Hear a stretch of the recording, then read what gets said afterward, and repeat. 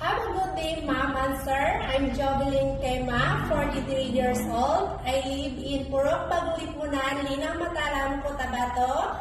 I am married. I have 4 kids, ages of 22, 21, 15, and 11 years old. I have my work experience here in the Philippines, being a housemaid, a member of 5 in the family, including 1 elderly, 1 newborn baby, and 1 children.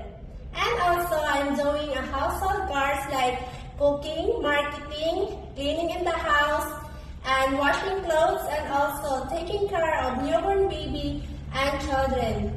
Hoping that you choose me as one of a household helper in your family, and I promise that I'm doing my best and duties and responsibilities, and also I am a hardworking and fast learner. Thank you.